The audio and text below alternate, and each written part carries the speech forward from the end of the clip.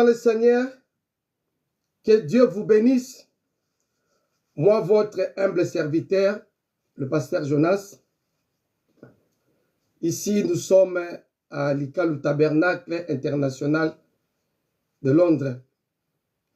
Nous vous saluons tous cordialement dans le nom merveilleux de notre Seigneur et Sauveur Jésus-Christ.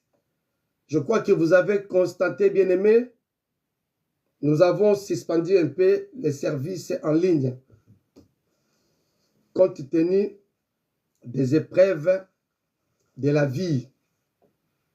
C'est pourquoi nous avons jugé bon de suspendre ce service en ligne. Mais par la grâce du Saint-Esprit, le Seigneur Jésus a permis que moi, votre humble serviteur, de retourner pour faire nourrir le peuple de Dieu dans le message du temps de la fin. Bien-aimés, nous n'avons pas d'autre message. Nous prêchons le message d'autrui.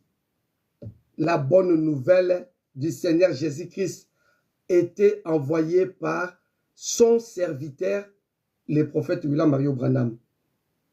Il n'y a pas à changer. Il n'y a qu'un seul message. Il n'y a qu'un seul messager. Il n'y en a pas deux. Le serviteur du Seigneur Jésus-Christ, William Marion Branham. Bien-aimé dans le Seigneur, qu'il me soit permis ce matin de vous parler librement. Appelez celui qui est à côté de toi. Connectez-vous. Nous allons partager ce message. Nous répétons ce que le prophète a dit. Nous répétons ce que Paul a dit. Nous répétons ce que Pierre a dit. Nous répétons ce que Moïse a dit. C'est le Dieu Tout-Puissant au travers de ces hommes-là que les paroles nous avaient été parvenues. Et ce matin encore, je vais répéter ce que le prophète et les apôtres ont parlé de la part du Seigneur Jésus-Christ. Je sais que là où tu es, le Seigneur te bénira. À présent, nous allons incliner nos têtes. Nous allons faire un petit mot de prière et nous allons écouter quelques deux cantiques et nous allons passer à la parole du Seigneur Jésus-Christ. Je mets mon numéro là-bas. Celui qui a besoin de la prière, il peut me contacter. Le numéro ici, c'est pour l'église, c'est pour le peuple de Dieu. Quand vous avez un problème, maladie, quoi que ce soit, vous me contacterez avec ce numéro-là. Ou bien vous allez m'écrire. Mais ne m'appelez pas pour d'autres choses. Je suis votre serviteur. Ne m'appelez pas pour d'autres choses. Appelez-moi pour la prière. Appelez-moi si vous avez des questions à poser. Que Dieu vous bénisse. Inclinons nos têtes. Merci, tendre Père Céleste, Dieu Tout-Puissant. Nous te sommes infiniment reconnaissants de te remercier beaucoup, notre Dieu. Nous voici à présent devant toi. Nos cœurs sont affamés. Nos corps sont malades. Nous avons besoin de toi, Seigneur. Purifie-nous au moyen de ta parole, car ta parole est la vérité. Purifie-nous, lave-nous, pardonne nos iniquités. Sans toi, Seigneur Jésus, nous ne pouvons rien faire. Il y a des maladies. Il y a d'autres qui sont tentés par des cancers. Aucun homme peut guérir les cancers. Mais nous avons vu notre Dieu au travers William Marion Branham guérissant les cancers. Et à présent aussi, le même esprit qui était à Branham, l'esprit d'Élie, qui lui soit maintenant au travers moi, pour que, Seigneur, je prie pour les malades et que Dieu les guérisse dans le nom du Seigneur Jésus-Christ. Ceux qui sont emprisonnés, attachés par les liens du monde, lorsque le Seigneur Jésus-Christ et le Saint-Esprit parlera, qu'il soit délivré, qu'il soit sauvé. Affermissez-nous, bénis chacun de nous, bénis nos pays, bénis le Congo, bénis l'Angleterre, bénis Israël, ton peuple. Que la paix du Seigneur Jésus soit avec nous. Nous comptons sur toi, Seigneur, Dieu d'amour, le Dieu incomparable. Parle à nos cœurs. Je sais que quelqu'un qui est assis, il est tourmenté. Seigneur, parler à nos cœurs, donner la solution à nos problèmes. Que ton nom soit glorifié. Par Jésus-Christ, nous demandons ainsi. Amen. Oui, bien-aimés dans le Seigneur, nous allons écouter Source de vie.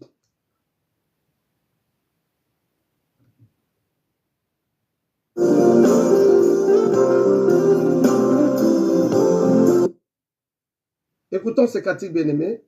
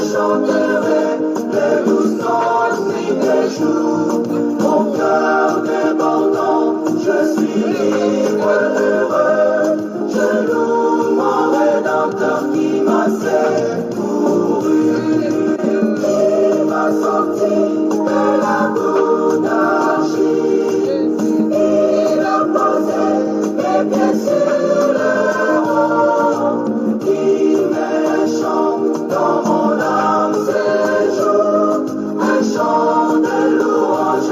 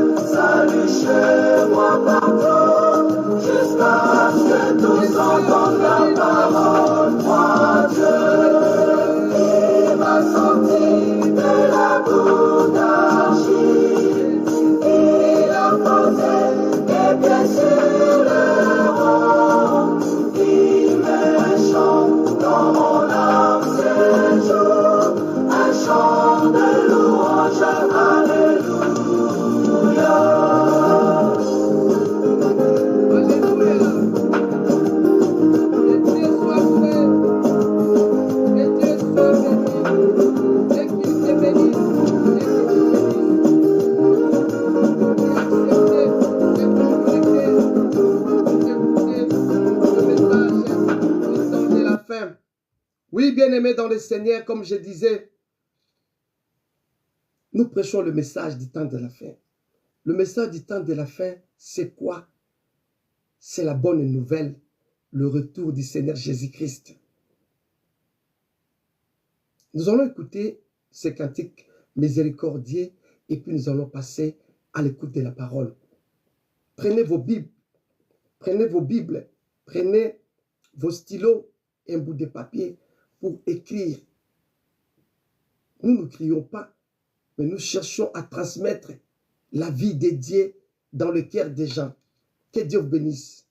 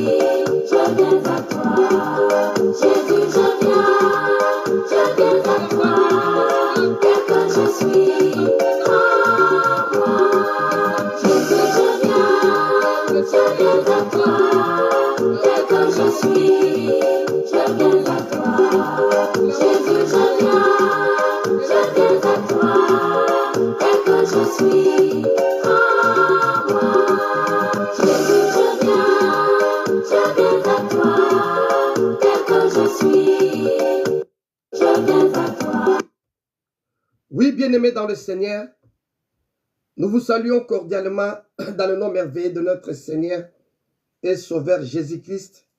Que Dieu vous bénisse. Que Dieu soit avec vous.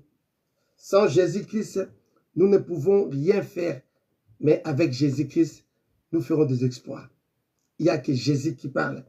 Il n'y a que Jésus qui guérit. Il n'y a que Jésus qui bénit. Sans lui, nous ne pouvons rien faire. Oui, bien-aimés, nous allons continuer encore un petit cantique ici. Sans attendre, je vais être.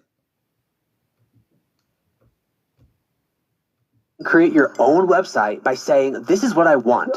With Wix, you can. First up, let's talk about AI color themes. You can get any combos you want, bold and bright, minimalist and sleek, or something you didn't even think of. Just describe the vibe you want, or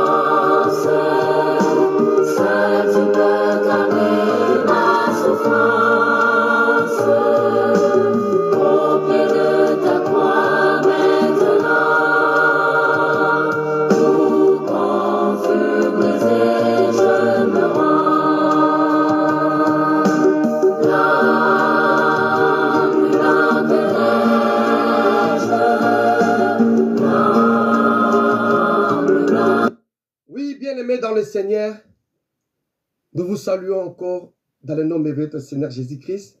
À présent, nous allons prendre nos Bibles et nous allons lire dans 1 Roi chapitre 19.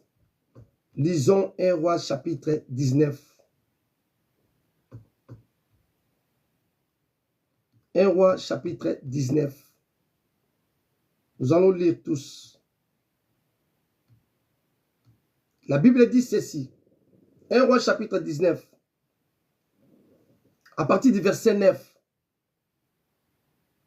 Et là, il entra dans la caverne et il y a passant la nuit. Et voici la parole de l'Éternel lui fit adresser en ces mots. Que fait-il ici? Ce matin, Dieu vous pose la question. Que fait-il ici? Ça, c'est le sujet du jour. Cette parole a été prêchée par le prophète William Branham.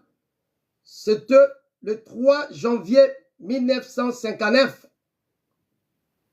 Que fais-tu ici, ma sœur? Que fais-tu ici, mon frère? Il répondit.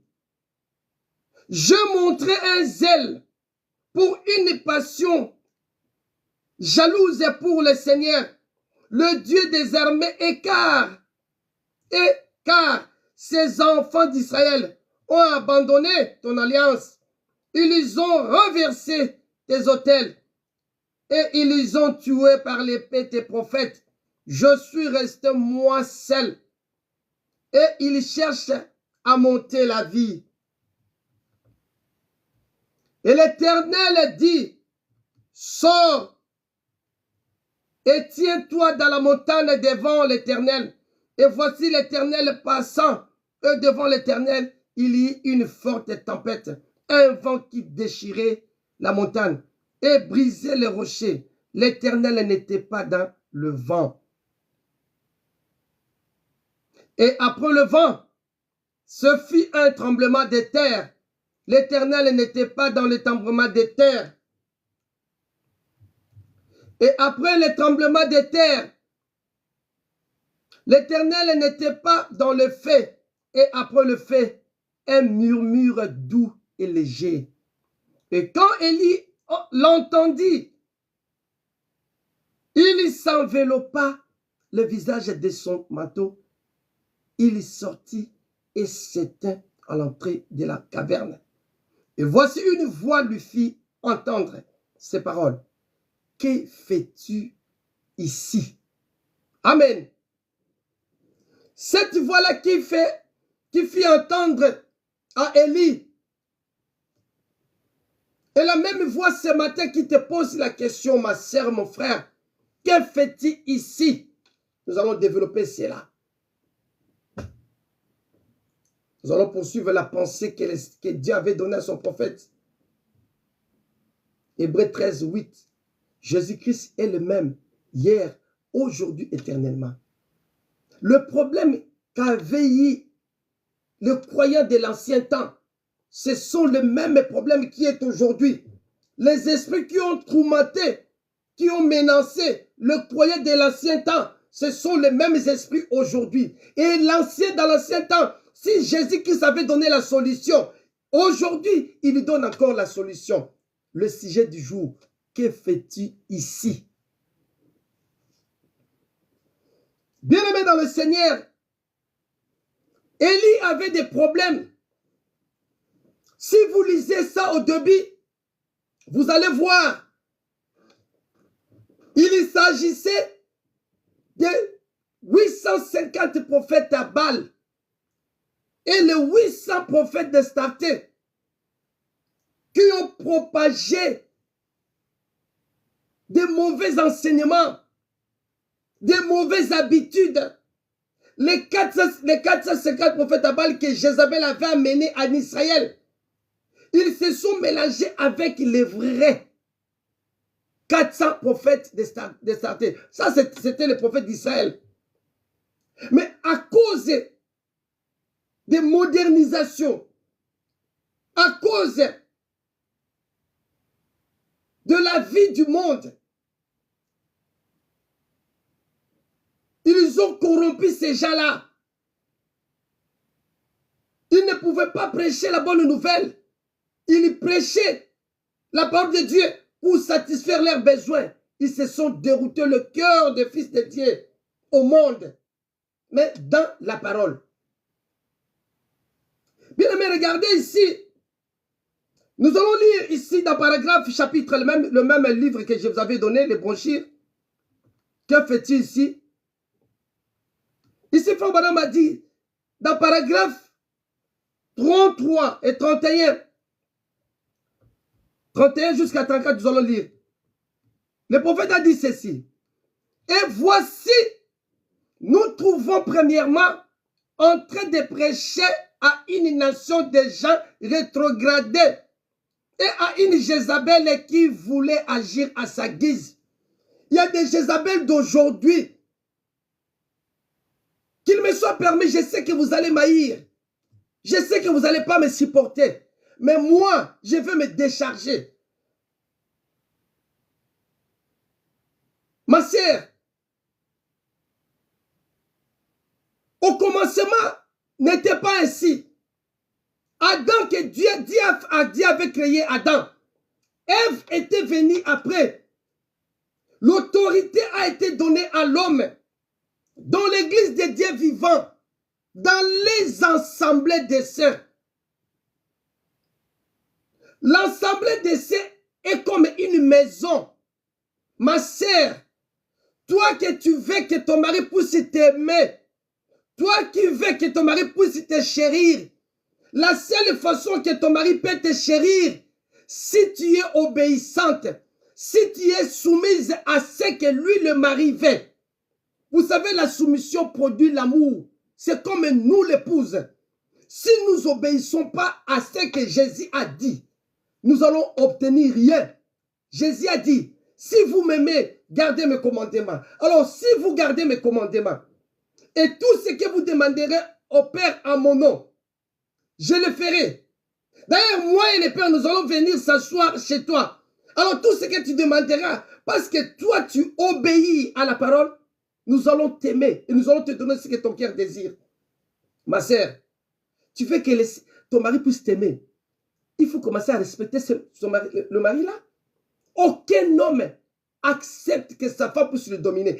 Une femme qui cherche à dominer son mari, il a un mauvais esprit. C'est un démon. Regardez Jézabel. Nous allons lire. Ce n'est pas moi, le pasteur Lical, qui dit. C'est la Bible qui dit cela. Et nous-mêmes, nous voyons. Regarde ton mari. Si tu ne le respectes pas, cet homme-là, toi, tu seras comme des gangrènes. Tu seras comme des épines. Il va te laisser. Il va te fuir.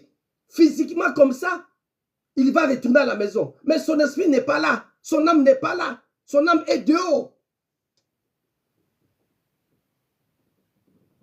Et toi, l'homme, Dieu t'a donné une femme qui est soumise, qui répond à tous tes besoins. Mais tu es censé de l'aimer. Un homme qui n'aime pas sa femme, il est sous la malédiction. Il est maudit.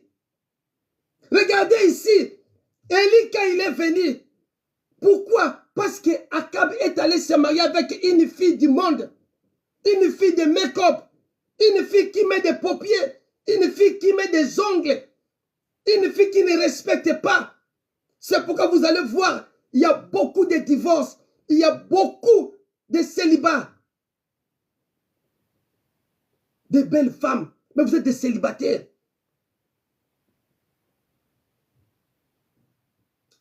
Supportez-moi, je vais parler. Je vais répéter ce que le prophète Abraham a dit. Il a dit ceci, paragraphe 31, nous allons lire. Il a dit, ici nous trouvons premièrement en train de prêcher à une nation de gens rétrogradés et à une Jézabel qui voulait agir à sa guise. Une femme qui prend toujours le devant son mari. Mais tu es maudite. Et les gens étaient arrivés au point où ils avaient abandonné Dieu. Parce que quand une femme prend l'autorité, il n'y a pas une femme autoritaire dans la Bible, excepté que Jézabel. La femme, tu peux être autoritaire devant qui? Devant un homme. Tu es maudit.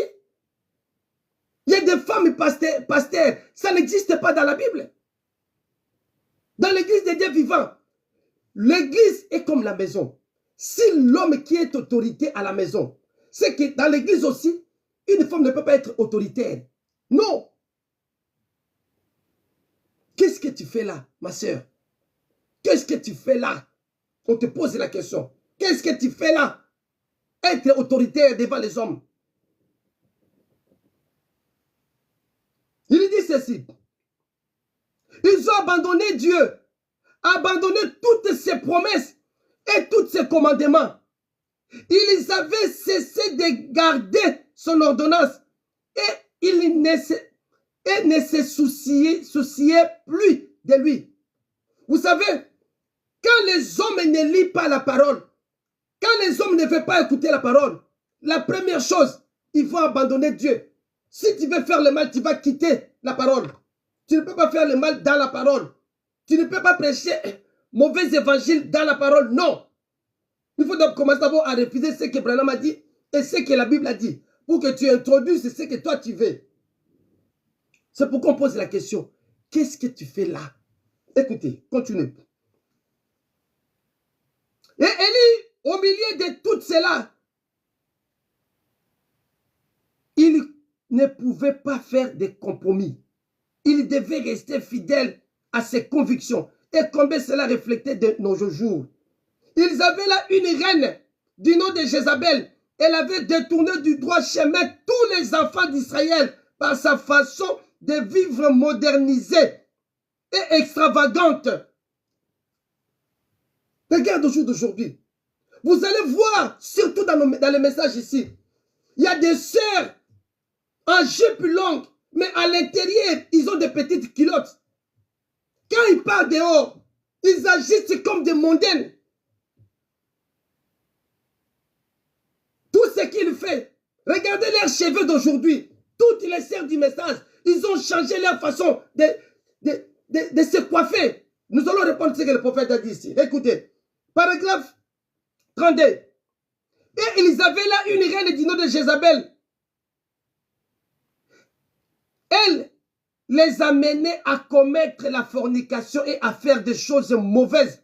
Si cela n'est pas un bon parallèle avec d'aujourd'hui. Voilà.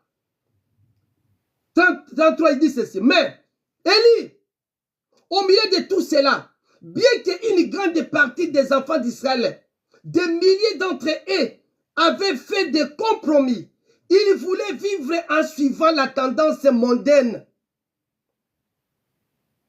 Cependant, Élie, lui, ne pouvait pas faire de compromis. Il a dit à Jézabel quelle était sa place et comment elle devait agir. Ma sœur, tu es une femme mariée. Tu passes tout le temps au travail, tout le temps dans des affaires. Ta maison là, c'est nul.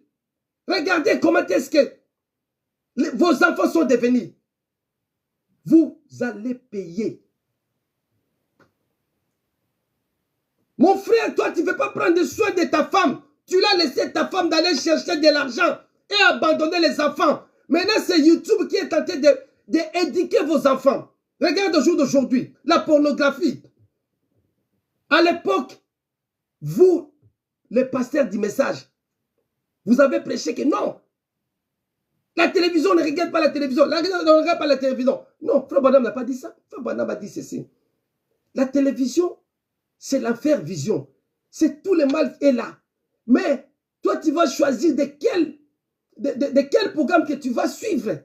Ça à l'époque. Mais au jour d'aujourd'hui, la télévision, nous en avons dans nos mains. Nos téléphones.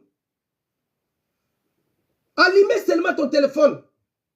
Tout le programme de la pornographie est là. Tous les enfants, tous, ils sont en train de regarder ça. Vous ne pouvez pas éviter cela. Mais qu'est-ce que tu fais là dans le téléphone? C'est pourquoi on te pose la question. Qu'est-ce que tu fais là dans le téléphone?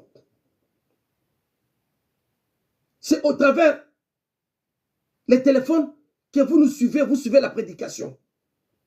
Pour les chrétiens. Regardez ces tendances-là. Cette femme-là s'est levée. Il est entré dans les églises. Il commence à tuer tous les prophètes. C'est ce qu'il fait aujourd'hui. Toute femme qui prend le devant pour prêcher la parole dans une assemblée, il est tenté de tuer les enfants de Dieu. Et les Jézabel. Les filles de Dieu commencent à suivre les tendances de ce monde. Regardez les frères dans le message. Tous les frères dans le message sont devenus des ivrognes.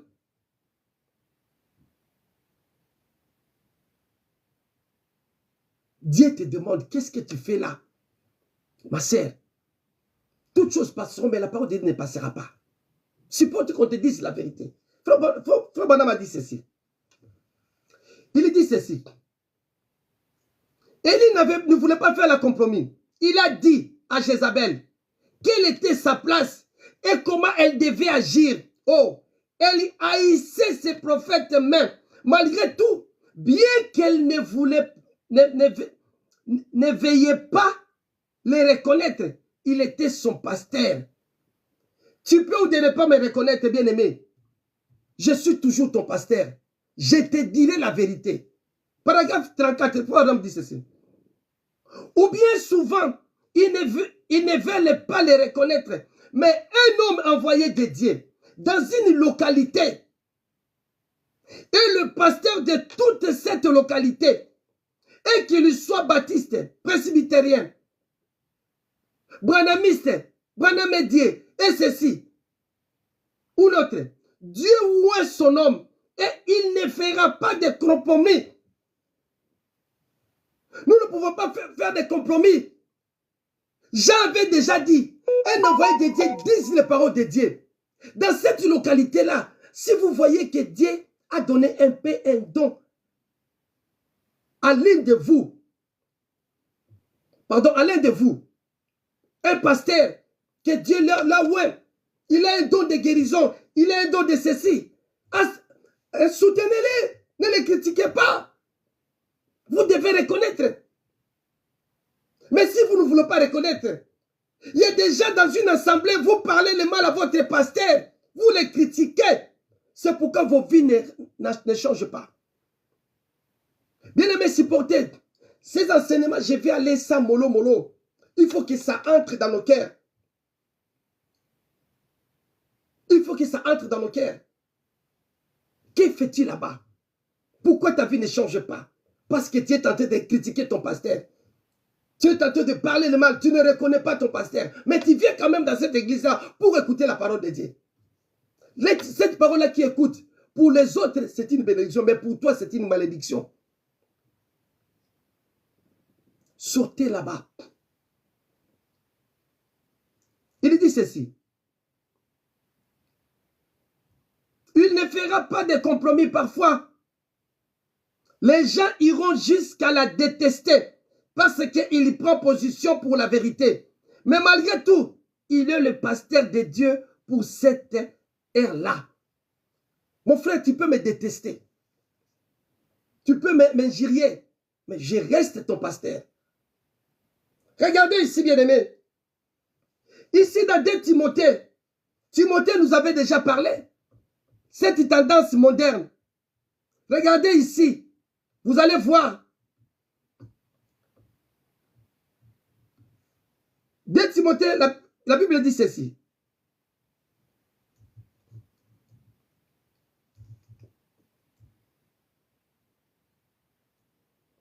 Ici, la Bible dit ceci. 2 Timothée chapitre 3. Nous allons lire. L'Esprit dit expressement, je sais que dans les derniers jours, il y aura des temps difficiles. N'est-ce pas? Nous sommes aux derniers jours. Regardez comment est-ce que les gens partent à l'église. Ma sœur, ta façon de s'habiller. Une femme en pantalon, il entre dans l'église, dans l'assemblée des saints. Et pasteur lui laisse. Une femme en mini-jupe. Une femme avec beaucoup de mascarades. Vous venez à l'église. La façon dont tu embellis ton cœur, la façon dont ton cœur est. Dieu aime la simplicité. On te pose la question, que fais-tu là-bas? Dans les derniers jours, il y aura des temps difficiles. Paul avait déjà dit ça. Paul a écrit à Branham. Branham nous a annoncé. Regardez les prédicateurs d'aujourd'hui. La façon dont ils prennent les enfants de Dieu. 2 Timothée chapitre 3 verset 2. L'Écriture dit ceci. Car les hommes seront égoïstes, amis de l'argent. Mon frère, tu as combien de maisons? Tu as combien de maisons? Moi, je ne cours pas dans la prédication. Je prends seulement cette écriture. Nous allons nous asseoir. Il faut que cette écriture-là puisse faire sortir Jésus-Christ. Il faut que Jésus-Christ puisse être planté dans toi. On ne peut pas lire comme les journaux. L'Esprit dit ici, les hommes seront égoïstes. Toi, frère, toi, ma sœur, que fait-il là-bas dans cet égoïsme?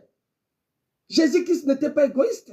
Tout ce que Dieu avait, il a donné à Jésus. Tout ce qui était en Jésus-Christ, Jésus-Christ nous a donné cela. C'est pourquoi il a dit, priez le Père qui vous donne les consolateurs. Lorsque le Saint-Esprit qui est à moi viendra en vous, il va vous enseigner ce qui était à moi.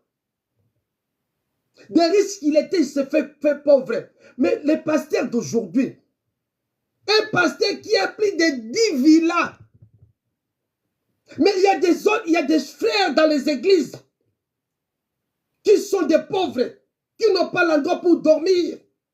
Mais je crois que Matthieu 24 ou 25 dit, les mauvais ouvriers, je ne vous connais pas.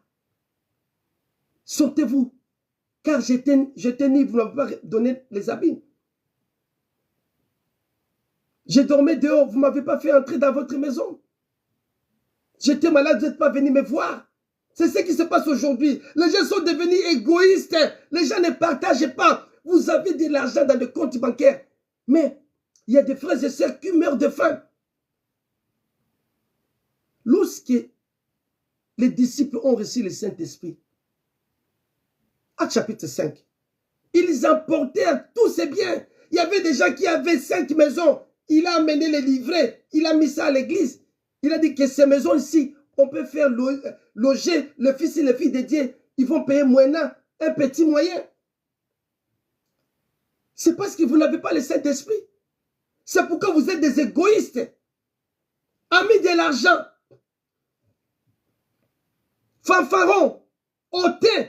Regardez les frères d'aujourd'hui. Un frère qui va te regarder comme ça.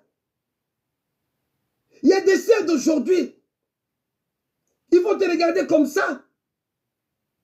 Vous lui tendez la main au mariage. Il te regarde comme ça. Il a dit que toi, tu es vieux. Mais il préfère aller chercher un jeune homme qui va l'engrosser et qui va la jeter dehors. Hautain. Blasphémateur. Rebelle à leurs parents. Un grand irréligieux. Regardez les fils et les filles d'aujourd'hui. C'est parce que vos mamans ne veulent pas vous donner des conseils. Les enfants sont devenus des rebelles à leurs parents. C'est comme à l'église. Il y a des sœurs et frères qui sont des rebelles à leurs pasteurs.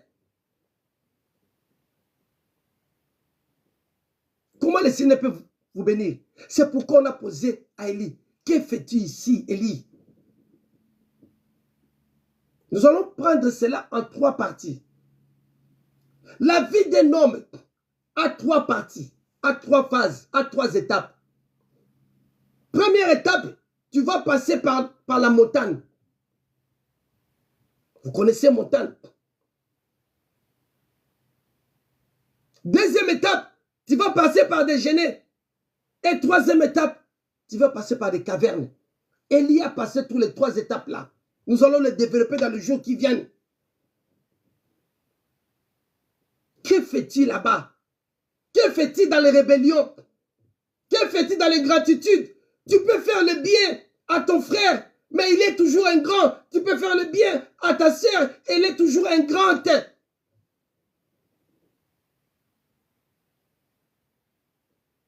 On te pose la question, que fais-tu là-bas?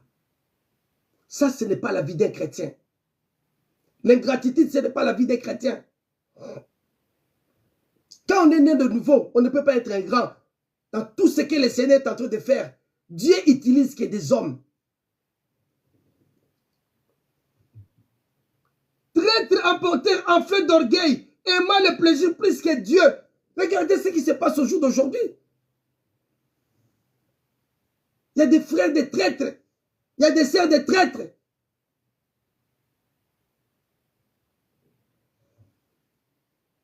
On ne peut pas continuer comme ça. Regarde. Vous allez continuer cette lecture après. Je vais encore retourner là-bas. Romain nous dit quoi?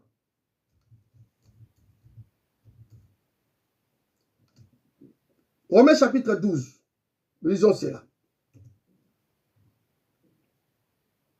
Romains chapitre 12 à partir de verset 2. Nous allons lire et sauter parce qu'il n'y a pas assez de temps. Je vous exhorte donc, frères, par la compassion de Dieu, à offrir vos corps comme un sacrifice vivant, saint, agréable à Dieu, ce qui sera de votre part un culte raisonnable. Ne vous conformez pas au siècle présent. La fille de Dieu, le fils de Dieu, ne vous conformez pas au siècle présent, parce que Dieu te demande, que fait-il là-bas dans des boîtes de nuit? Que fait-il là-bas sous les terrasses? Que fait-il là-bas? Par la convoitise. On te pose la question. Regarde ta vie. C'est pourquoi vous avez des maladies. qui ne sauront guérir. Regarde, il y a des cancers partout. Frère Branham dit dans la démonologie, cancer c'est un démon. Il est là, comment on appelle, comme des racines. Comme des toiles d'araignée. Quand il entre chez toi, jusqu'à ce qu'il va t'achever. Mais pourquoi il n'y a pas de guérison? Il n'y a pas de guérison. Oh, en Jésus-Christ, il y a du bon. Il y a la solution. Dieu a fait cela à Branham. Ce n'est pas Branham qui guérissait, mais c'est Dieu qui guérissait au travers lui. Et le même Dieu de Branham là, si tu crois aussi, il peut aussi te guérir. Mais on te pose la question, qu'est-ce que tu fais là? Ne vous confondez pas au siècle présent. Mais soyez transformés par le renouvellement de l'intelligence, afin que vous discerniez quelle est la volonté de Dieu et ce qui est bon, agréable et parfait. Ma sœur, on vient te demander un mariage. Tu vas commencer à regarder l'homme de haut en bas. Tu vas chercher son rang social. Et tu vas le dénigrer parce que tu es trop hautain, très orgueilleuse. Quand tu le regardes comme ça, non. Moi, je n'aime pas cet homme-ci. Il est trop court. Il est maigre. Il est ceci.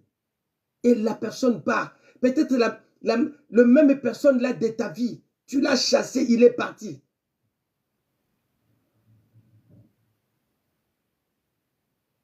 Mon frère, Dieu t'a donné une belle femme. Tu prends tes yeux, tu jettes dans le monde.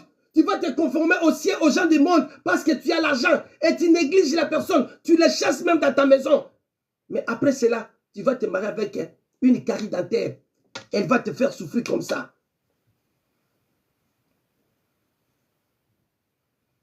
Ça, c'est le monde.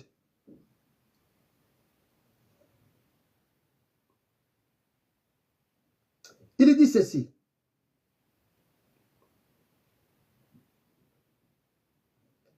Il dit ceci. Le verset 9, pardon 6. Puisque nous avons des dons différents, selon la grâce qui nous a été accordée, que celui qui a des dons de prophétie l'exerce selon l'analogie de la foi. Et vous allez les lire tous là. On ne peut pas haïr son frère. Parce que il y a eu un moment donné, Jézabel a commencé à poursuivre Élie. À cause du don. Le Dieu d'Élie était le Dieu vrai. Le Dieu d'Élie était le Dieu vrai. Mais regardez le Dieu que toi tu sers. Plus tu pars à l'église, plus tu deviens mauvaise.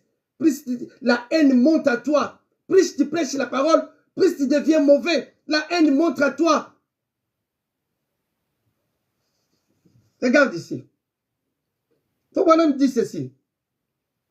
Frère Branham, il a donné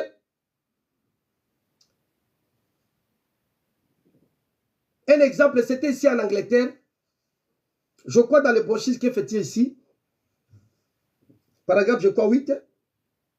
De 8 à 11, vous allez le lire. Vous allez le lire. Frère Branham dit ceci. Il y avait un monsieur, c'était pendant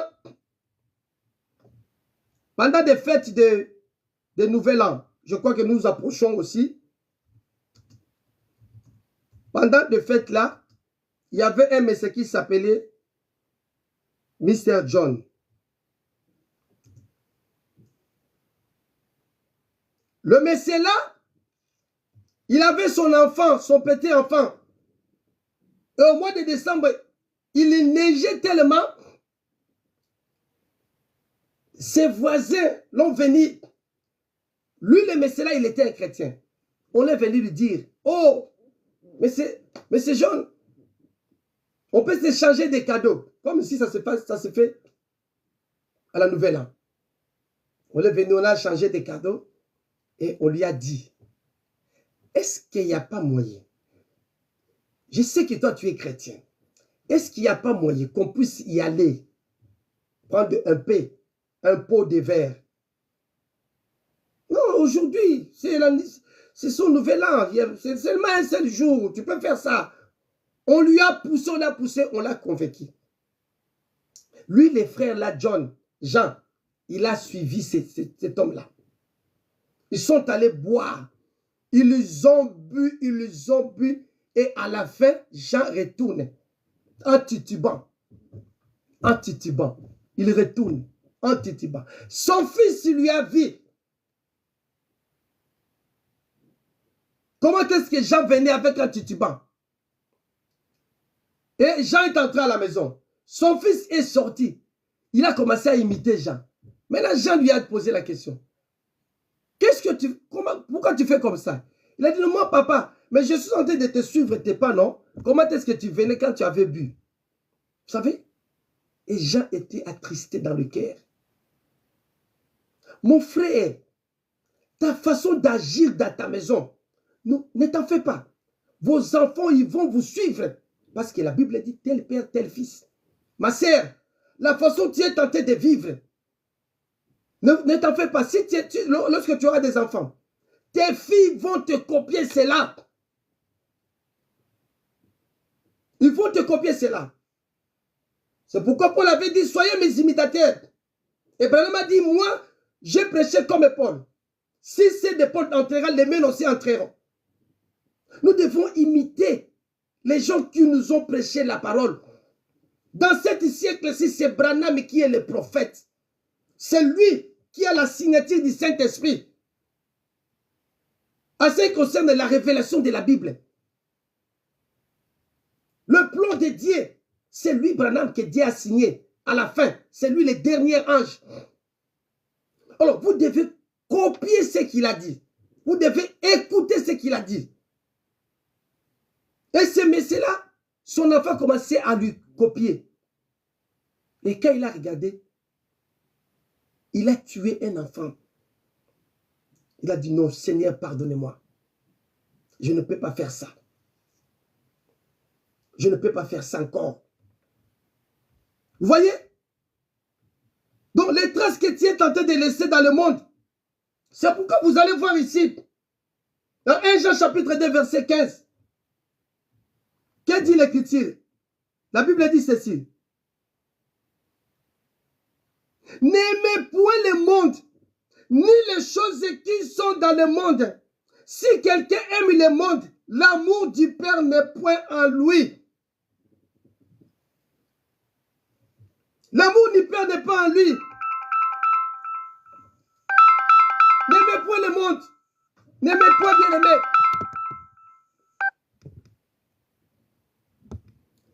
Si quelqu'un aime le monde, l'amour du Père n'est point en lui. Parce que le monde, car tout ce qui est dans le monde, c'est quoi? Qu'est-ce qui est dans le monde? Tout ce qui est dans le monde, c'est la convoitise de la chair. Regardez les fils, les filles de Dieu d'aujourd'hui. Ils sont toujours là où il y a le monde. Tout ce qu'ils sont, vous êtes là. La Bible dit, tout m'est permis, mais tout n'est pas utile. Les fils, les filles de Dieu d'aujourd'hui, ils ont la convoitise du monde plus que même les gens du monde. C'est pourquoi on a posé la question, qu'est-ce que tu fais là? N'aimez point le monde et tout ce qui est dans le monde. C'est quoi? C'est la convoitise de la chair. La convoitise des yeux. Et l'orgueil de la vie ne vient point du Père, mais vient du monde. Et le monde passe et sa convoitise aussi. Mais celui qui fait la volonté de Dieu demeure éternellement. Vous voyez bien aimé? Regardez. Et ici, Éphésiens nous a dit. Éphésiens chapitre 5.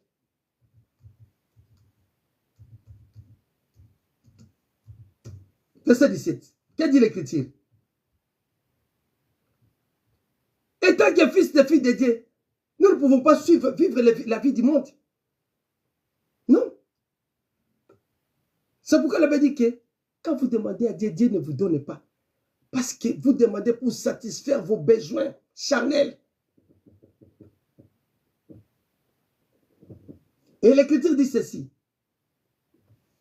Verset 17. D'abord, nous allons lire à partir du verset 15. Et ça fait qu'il me soit permis de dire quelque chose.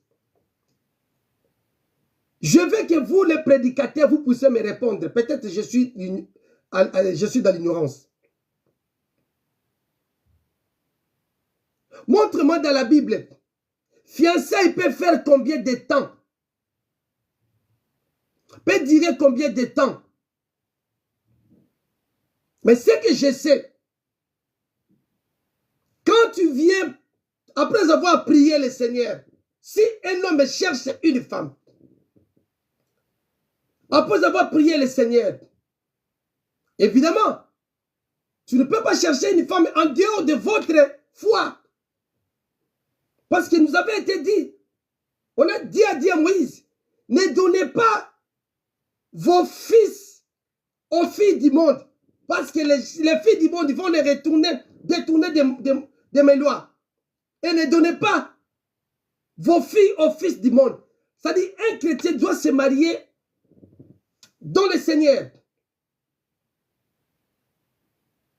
Tu ne peux pas aller chercher une femme ou un homme en dehors de ta foi. Mais après avoir prié, quand tu t'approches devant ta soeur, tu lui demandes la main. Ma sœur, prends le temps de prier aussi. Si tu prends le temps de prier, ça dépendra combien de semaines, de jours ou de mois que le Seigneur te dira.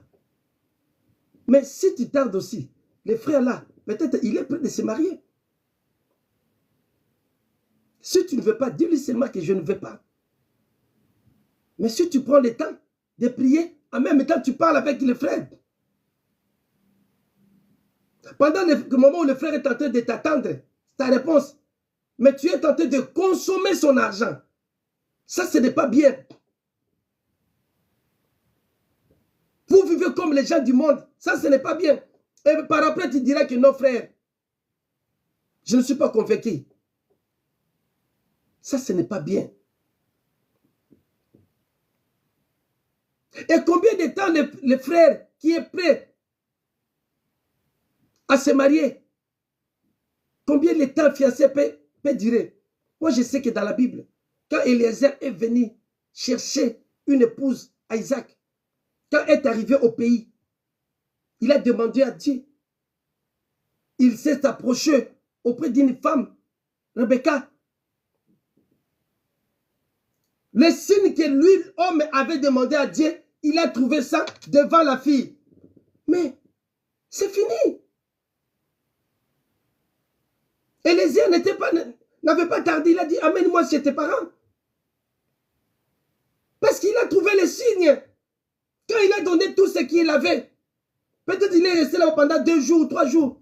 Mais quoi? Il a payé tout. Il a pris la femme de son maître. Il est parti avec. Mais vous, quand on vient vous demander le mariage, oh non, il faut attendre, on doit quand même se connaître. Qui peut connaître l'autre? Personne ne connaît l'autre, rien que Dieu. Tu peux passer 1 année, 2 ans de fiançailles, mais tu ne connaîtras pas le frère ou la sœur. C'est le Dieu qui connaît.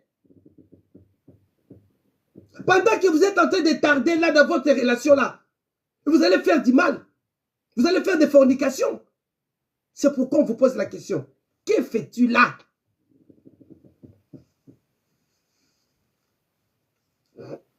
Éphésiens chapitre 5, verset 17. Verset 15. Prenez donc garde de vous conduire avec circonspection, non comme des insensés, mais comme des sages. Rachetez le temps car les jours sont mauvais. Toi qui veux prendre le temps pour les célibataires, mais en même temps tu viens à la fornication. Toi qui veux prendre le temps pour les fiançailles. Toi qui as beaucoup de temps, mais la Bible dit, rachetez le temps car les jours sont mauvais. Pourquoi? Verset 16. 17.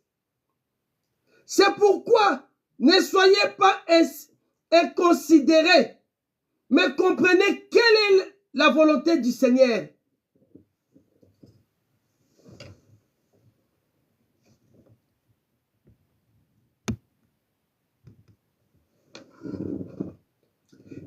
volonté du Seigneur, bien-aimé? Quelle est la volonté du Seigneur?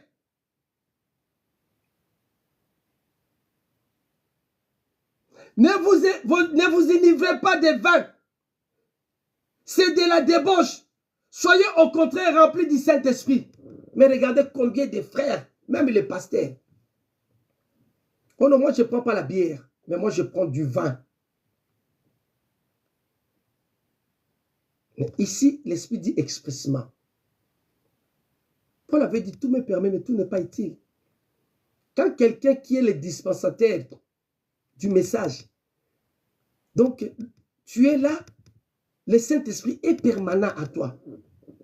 Parce que tu dois ruminer la parole de Dieu. Tu dois méditer la parole à tout moment. Pendant que tu médites, tu ne peux pas méditer la parole de Dieu avec l'odeur de l'alcool. Et une fille et un fils de Dieu. La Bible dit que prier sans cesse. Tu dois méditer, prier chaque jour. Pendant que tu voyages. Mais si tu es sous l'onction de l'alcool, tu chasses le Saint-Esprit. C'est pourquoi la Bible dit que rachetez le temps car les jours sont mauvais. On n'a pas assez de temps. Que fait-il là-bas? Que fait-il là-bas? Dans l'assemblée des alcooliques. On te pose la question. Regarde. Il dit ceci. Ne vous enivrez pas de vin, c'est de la débauche. Soyez au contraire remplis du Saint-Esprit. Entretenez-vous par des psaumes et par des rythmes et par des cantiques spirituels, chantant et célébrant de tout votre cœur des louanges du Seigneur. Rendez mutuellement grâce pour toutes choses à Dieu le Père au nom de notre Seigneur Jésus-Christ. Regarde. Ici, regardez les mauvais amis. Dans 1 Corinthiens, nous allons lire. 1 Corinthiens chapitre 15.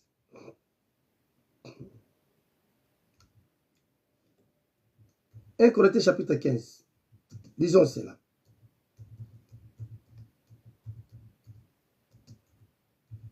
Que dit la parole? 1 Corinthiens chapitre 15, verset 33.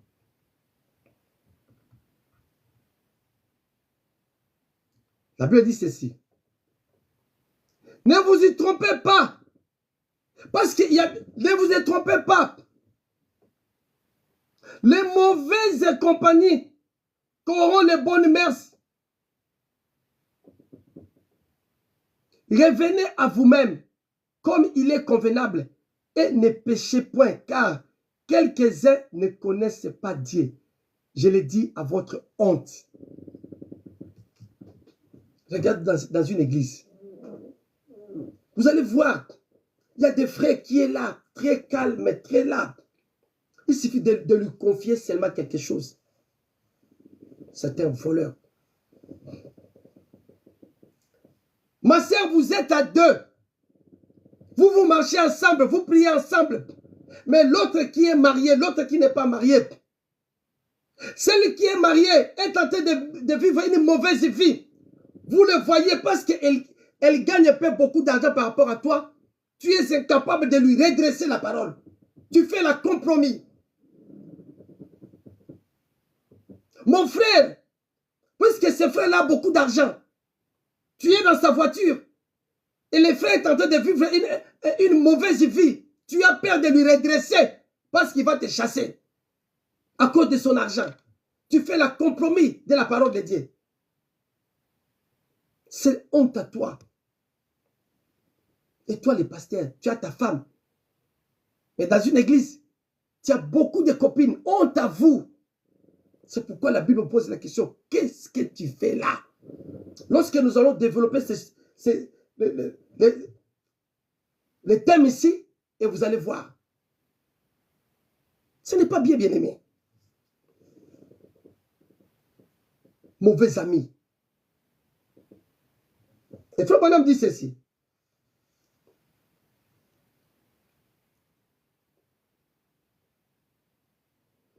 Ici, Frère Branham donne un exemple. Il y avait une fille. Elle chantait à l'église. Quand elle a fini le culte, elle devait retourner, mais elle habitait loin. Là, il y avait encore des neiges qui tombaient. Elle habitait loin. Je suis dans paragraphe 13, verset 19. Vous allez lire.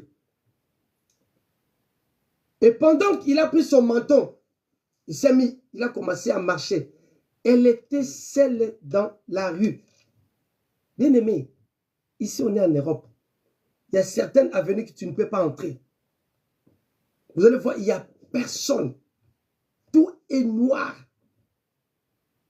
Il n'y a que des neiges qui tombent. Et c'était la nuit. Elle a fini l'église, bien aimé. Elle marchait seule. Un brigand peut venir dans ton chemin. Mais regardez ici, bien aimé. Pendant qu'elle marchait là, il y a eu du vent. Et elle commence à avoir peur. Et Frère Branham dit, je vais vous lire ça. Elle commence à avoir peur. Qu'est-ce qui était arrivé? Dans son chemin, il a raconté avec un monsieur. Et ce monsieur-là avait la tendance de lui faire du mal. Mais quelqu'un qui venait à l'église, c'est comme dans votre famille. Il y a la sorcellerie partout. On est tenté de te combattre. Tu gagnes l'argent, mais tu n'arrives pas à acheter, tu n'arrives pas à construire. Il ne veut pas que tu puisses te marier. Il te combat financièrement, il te combat spirituellement, il te combat. Mais toi, tu passes ton temps à l'église. Cette sœur-là venait seule. Il n'y avait personne. Et eux, mais cela la vie. Ils voulaient le faire du mal. Frère Branham dit, pendant qu'il venait là, il a senti qu'il y a quelque chose qui ne va pas. Elle marchait seule. Et il y a eu, du coup, la fille là, elle chantait en elle. Non, jamais tout seul. Non, non, jamais tout seul. Jésus mon sauveur me garde. Je ne suis jamais tout seul. Et soudain, il a vu un chien qui était assis devant la parcelle. Qu'est-ce que le chien a fait? Le chien est venu à côté de la fille pour le protéger parce que cet homme voulait l'attaquer. Le chien commence à faire la route, accompagner la fille. Maintenant, le monsieur ne pouvait pas attaquer la fille là. Jusqu'à ce qu'il se soit éloigné, le monsieur a pris son chemin et lorsque la fille est devenue à la sécurité, le chien est retourné. Bien aimé, Jésus a dit, je ne t'abandonnerai pas, je ne te laisserai pas. Si tu gardes mes commandements, je serai avec vous jusqu'à la consommation du temps. Pourquoi tu es seul? Pourquoi on t'attaque? Pourquoi le mari t'atteint? Pourquoi il n'y a pas la guérison? C'est parce que tu as abandonné le Seigneur. C'est parce que tu as abandonné le Seigneur. Ici en Ésaïe, il nous avait été dit, Ésaïe 41. Regardez. La Bible dit ceci. Ésaïe 41, à partir du verset 10.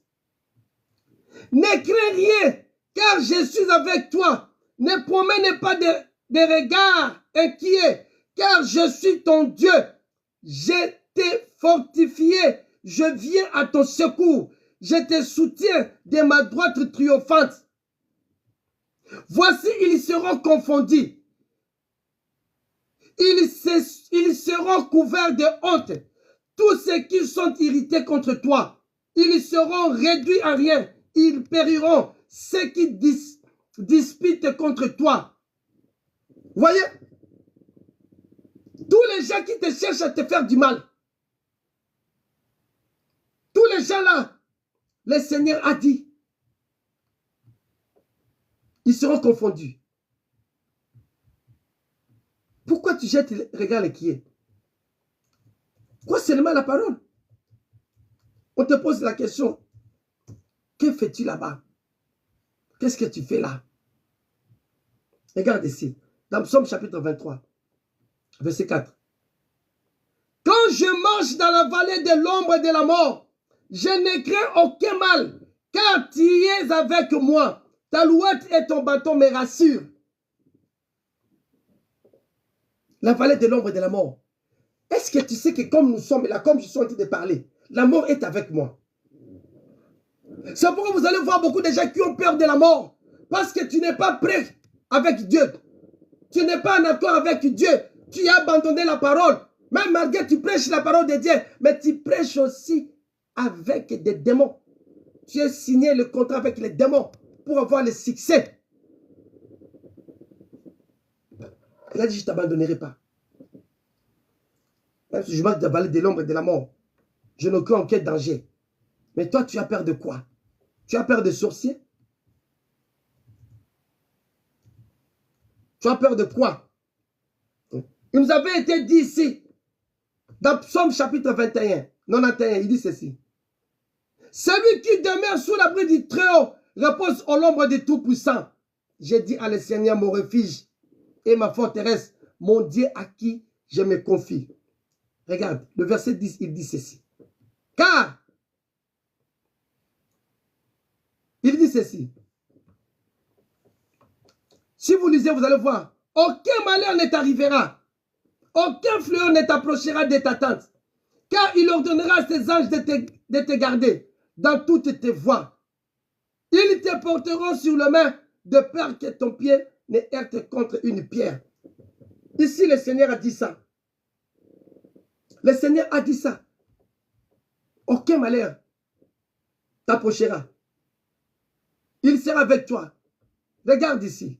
Frère Branham me dit ceci. Nous allons prendre, que fait-il ici? Paragraphe 40. Bien aimé, regardez.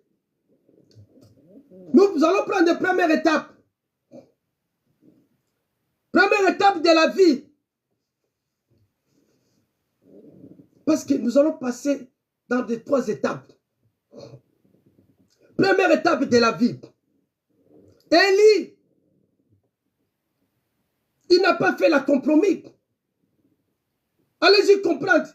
850 prophètes contre un seul. Il a dit non.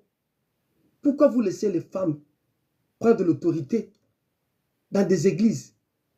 Une femme qui prend l'autorité devant un homme, il est sous la malédiction. L'homme représente Dieu. Si Dieu voulait prendre, il voulait venir ici dans le monde comme une femme, il allait sortir femme. Mais il a pris un corps d'un homme qu'on appelait Jésus-Christ. Parce que Dieu le Père, on ne dit pas Dieu le maman. Non. Comprenez ça, c'est simple. Regardez les femmes d'aujourd'hui. Elles ne se soumettent pas à leur mari. Il y a des maris qui sont devenus les inféminés. Frère, si tu laisses ta femme te nourrir, tu es nul. Un homme doit donner l'argent à sa femme de préparer. Un homme doit donner l'argent à sa femme de s'habiller. Tu dois te faire habiller ta femme. Tu dois prendre soin de tes enfants. La femme ne peut pas aller chercher à manger pour toi. Ça, c'est une malédiction. Jacob a travaillé pour avoir Rachel. Il a travaillé. L'homme doit travailler. Dieu a dit, c'est dans ton sueur de ton front que tu mangeras. Il n'a pas dit que dans le sueur le front de ta femme. Une femme peut aider son mari au cas où son mari devient incapable. Là, la femme peut aider son mari.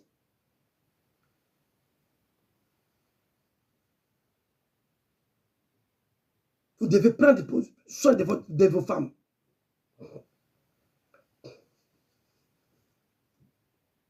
Élie n'avait pas fait de compromis. Élie, quand il regardait les gens, tout le monde sont devenus des rétrogrades. Il y a toujours des combats dans les messages. Nous allons parler de cela. Ne vous en faites pas. La première étape de l'homme qu'Élie avait passée. Élie, quand a défendu la parole, et les peuples de Dieu ont crié la parole, Élie a dit, on doit couper tous ces gens ici. Et regardez, Élie avait coupé la tête de 450 prophètes à Baal que Jézabel avait amené. Mais dans sa tête, c'était les 400. C'était le fils d'Israël. Le peuple les a coupés, les 450, il a toute la tête. Et Jézabel a dit, je te dis aujourd'hui, Pasteur Likam, comme toi tu veux me dire que non, Branham a dit, Branham a dit, vous ne voulez pas que nous les femmes de nous prêchons. Vous allez voir si les gens vont venir à ton église. Je vais couper ta tête.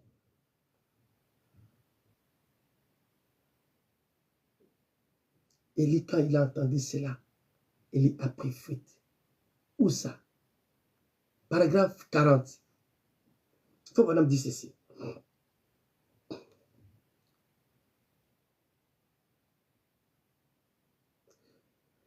Si l'instruction, pardon, paragraphe 38 et 37, Élie n'aimait pas la tendance moderne de ces choses.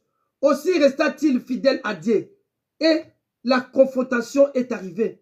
Et la confrontation est de nouveau arrivée. Mon frère, ma soeur, tu verras cette confrontation-là.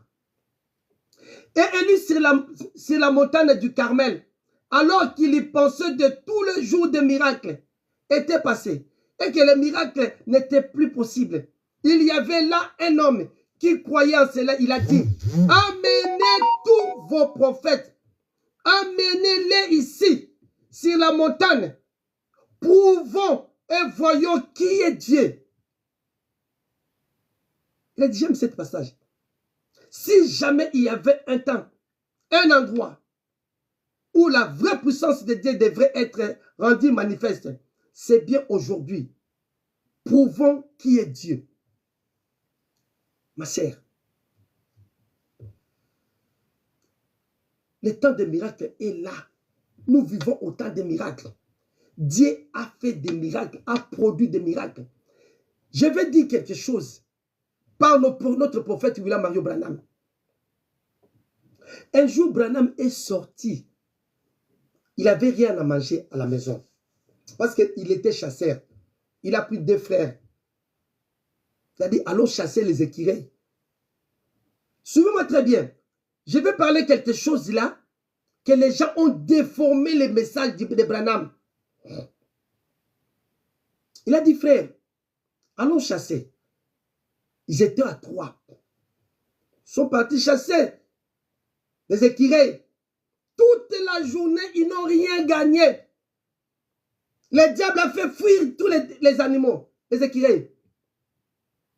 Et vers 16h30, il voulait retourner à la maison. Ils n'ont rien laissé. Et Branham, il avait des soucis. Mes frères, on n'a rien gagné. Mais Dieu a regardé son prophète. Ils étaient à 3. Dieu n'a pas posé d'autres là. Question. Dieu n'a pas posé aussi d'autres là. Mais Dieu a posé à Branham. Branham, qu'est-ce que tu es venu faire ici? Chasser les écureuils. Qu'est-ce que tu veux? Je veux les écureuils. Alléluia. La Bible dit, fais ta Dieu tes délices. Lui, Dieu te donnera ce que ton cœur désire. Dieu a posé à Branham. Le salut est individuel. Les bénédictions, quand ça vient à un seul. Tu peux être à 1000 personnes. Si Dieu t'a choisi, toi, te bénir. Il a posé la question à Branham. Qu'est-ce que tu veux? Branham a dit, je veux les écureuils. Branham, il avait son physique comme ça. Il a dit, où ça? Branham a pointé le doigt. Il a dit, ici. Là où Branham a pointé le doigt, il a dit, ici. Dieu, le créateur. L'écureuil qui existait. L'écureuil, il était parti partout. Ils sont fuis. Mais l'écureuil était déjà là. Quand Branham a dit que je veux que l'écureuil soit ici, là où il a pointé le doigt, Dieu a exécuté la demande de son serviteur. Dieu a ramené les écureuils. Dieu a fait sortir les écureuils. Là où il était parti. Dieu a ramené les écureuils. Dieu a fait sortir les écureuils là. Et Branham a tiré sur l'écureuil. Ce n'est pas le frère là qui a tiré, c'est Branham. Les bénédictions étaient à Branham.